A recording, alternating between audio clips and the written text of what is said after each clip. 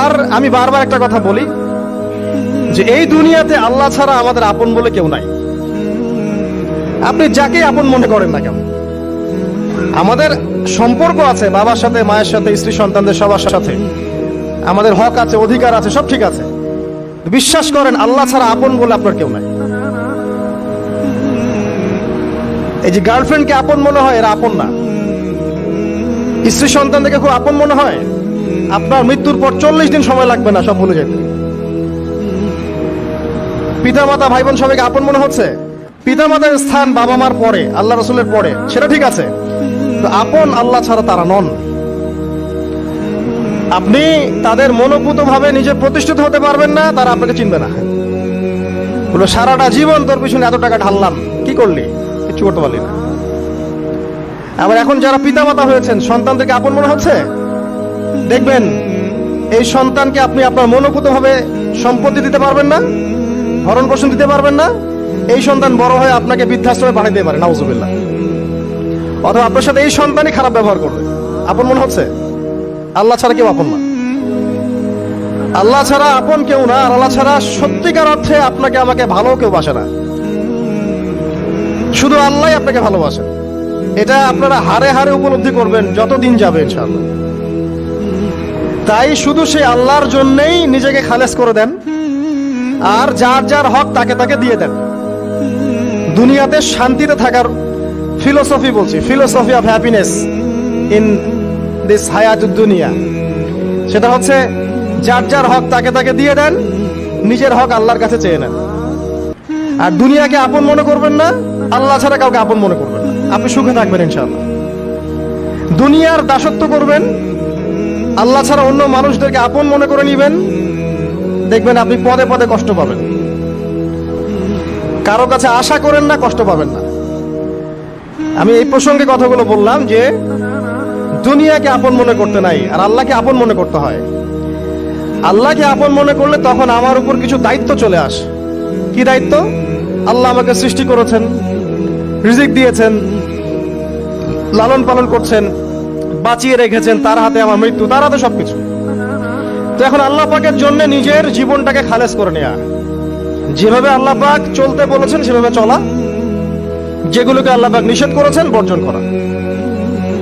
আর রাসূলুল্লাহ সাল্লাল্লাহু আলাইহি ওয়াসাল্লামের সুন্নাহ আল্লাহ পাক রেখে দিয়েছেন আমাদের সামনে। এই সুন্নাহগুলো যদি আমরা অনুসরণ করতে পারি, ইনশাআল্লাহ এই দুনিয়াতে কিছু পাই বা না পাই, ইনশাআল্লাহ পরকালে আপনি আল্লাহর ক্ষমা পাবেন ইনশাআল্লাহ তাআলা।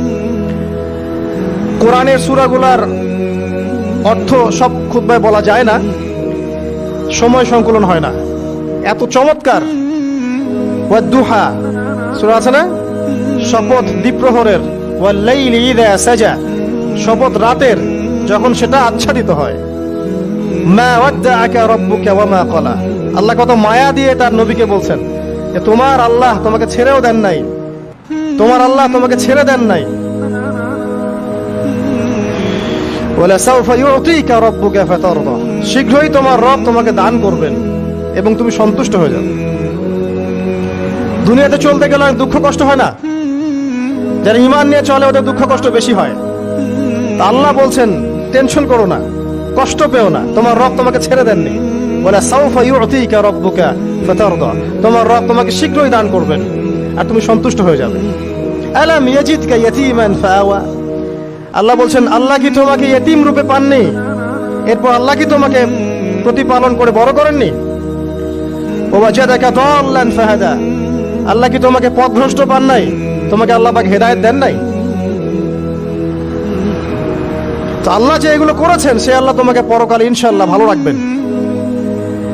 ফাআম্মাল ইয়াতীমা ফালা তাকহার, তো তুমি ইয়েতিমদের প্রতি কঠোর হয়ো না। ওয়াম্মা সাইলা ফালা তানহার, কেউ চাইলে তার হাতকে খালি ফিরিও না, ধমক দিও না। ওয়াম্মা বিনিআমাতি রাব্বিকা ফাহাদ্দিস, তোমার রবের এই সমস্ত নিয়ামতগুলো তুমি মানুষের কাছে বর্ণনা করতে থাকো।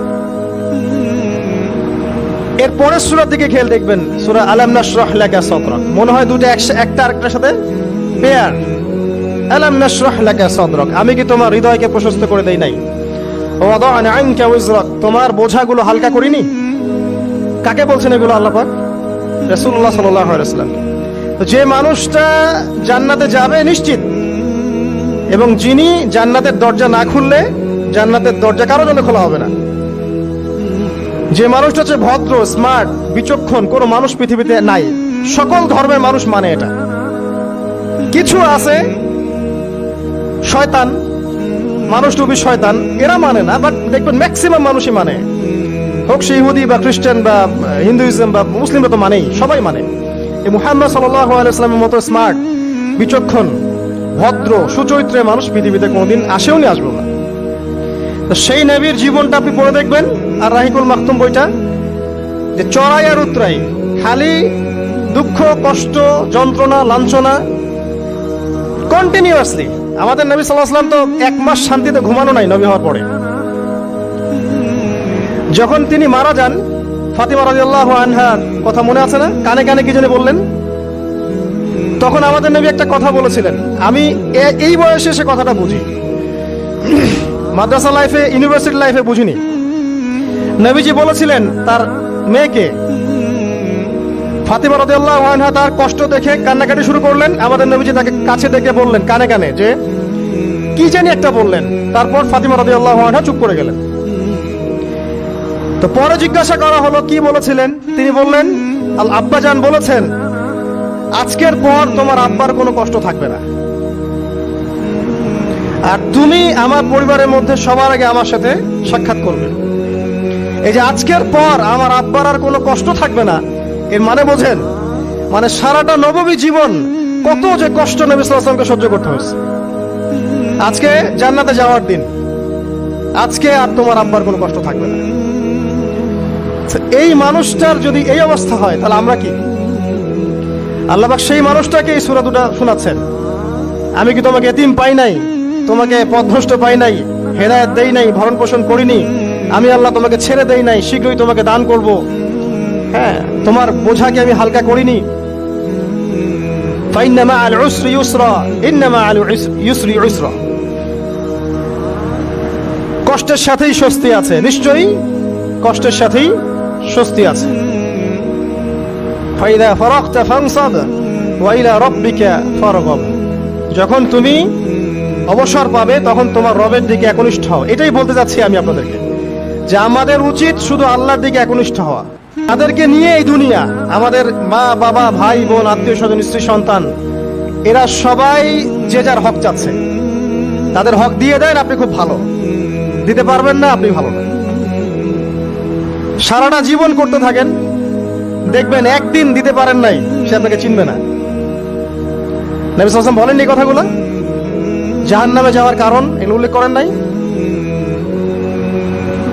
কিসের আত্মীয় আর কিসের আপনজন আর কিসের অফিসের বস আর কিসের কি, সবাই সবার স্বার্থ নিয়ে পড়ে আছে। শুধু একজন সত্তা আপনার কাছে স্বার্থ চায় না, সে কে? আল্লাহ পাক। এটা যদি বুঝতে পারেন তাহলে দেখবেন মনটা আল্লাহর দিকে নরম হয়ে যাবে। আর মুসলিমদের এখন এই মানসিক আত্মশুদ্ধিটা বেশি দরকার। আমরা কেন যেন অস্থির জাতি হয়ে গেছি এখন, একটা মানসিকভাবে শান্তি নাই আমাদের মধ্যে।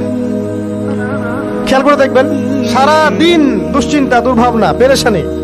নামাজে আসি তাও মনে হয় যত তাড়াতাড়ি নামাজ শেষ করতে পারলে বাস। 5 মিনিট 4 রাকাত নামাজ, আর ইমাম যদি ভুলে 10 মিনিট পড়ায় তো চাকরি নট। খতিব খুতবা দিবে 30 মিনিট ঘড়ি ধরে বলে দিবে, ভুলে যদি 10 মিনিট বেশি দিয়ে ফেলছে, আজকে আসছেন ভালো কথা, হাদিয়া নিয়ে যান, পরের দিন আর আসেন।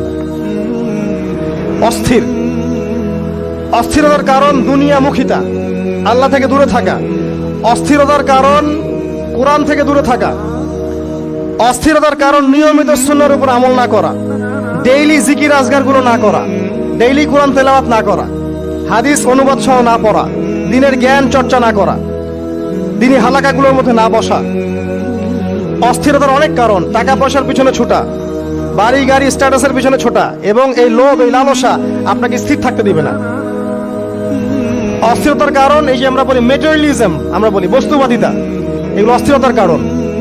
এগুলো কখনো আপনাকে স্বস্তি দিবে না। আপনি যত দৌড়াবেন দুনিয়ার পেছনে, দুনিয়া আপনার থেকে তত পালাতে থাকবে।